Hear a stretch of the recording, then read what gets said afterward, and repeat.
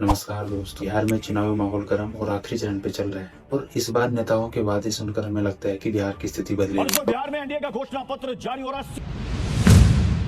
की press conference को लेकर सवाल यह है कि इस बार बिहार की जनता इन नेताओं के बातों में आने वाली है। बिहार में डेवलपमेंट हो, बिहार के नौजवान जो प्लान कर रहे हैं अदर स्टेट, वो प्लान रुके। अपने अनुभव से वोट करने वाली है। नेताओं ने इस बार ऐसे ऐसे संकल्प पत्र और प्रण पत्र जारी किए हैं कि आम जनता को सुनने के बाद होश ही उड़ गए।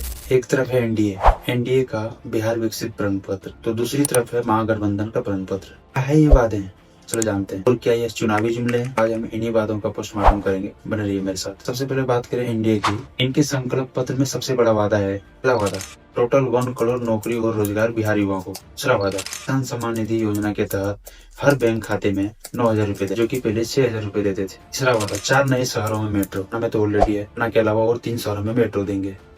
1 करोड़ महिलाओं को लखपति दीदी बनाने का योजना। वादे तो जबरदस्त है, लेकिन सवाल यही उठता है कि पिछले वादे का क्या हुआ। अब हम आते हैं महागठबंधन के 23वीं प्रण पत्र पर।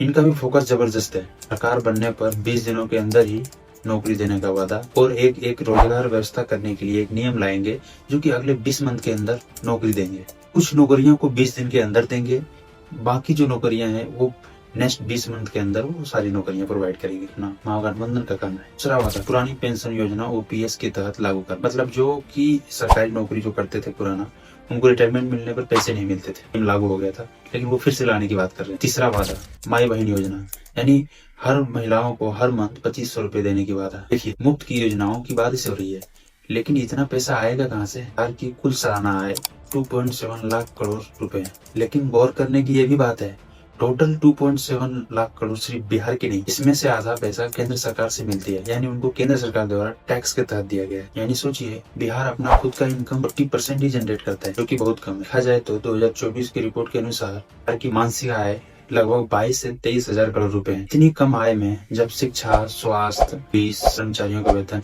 ये सारा चीजें पहले से ही तय है, तो सवाल ये है कि नई योजनाओं के लिए फंड कहाँ से आएगी? हर चुनाव से पहले वादे बड़े बड़े होते हैं, मुफ्त बिजली, रोजगार, किसानों को मदद, लेकिन राज्य का आय और खर्च में अंतर बढ़ते जा रहे हैं। एक 2024 की रिपोर्ट के अनुसार 40,000 करोड़ रुपए से ज्यादा ने खर्च किए हैं। सरकार जितनी कमा रही है उससे ज्यादा तो खर्च कर रही है। दूसरे की बात है, ये बोलते हैं कि मेरी सरकार आई तो मैं 1 करोड़ युवाओं को रोजगार दूंगा। आप अनुमान लगाइए कि एक व्यक्ति का सैलरी कितना हो। एक व्यक्ति का सैलरी मिनिमम 30,000 हो, तो अगर हम एक व्यक्ति का सैलरी भी पकड़े तो एक व्यक्ति का सैलरी 30,000 होता है। 30,000 मल्टीप्लाई बाय 1 करोड़ करें तो टोटल 3 लाख करोड़ रुपए आती है। अपने बिहार का मासिक आय 2.7 लाख करोड़ रुपए। तो आप बताइए कि ये सारे पैसे नौकरी वालों को ही बांट देंगे क्या?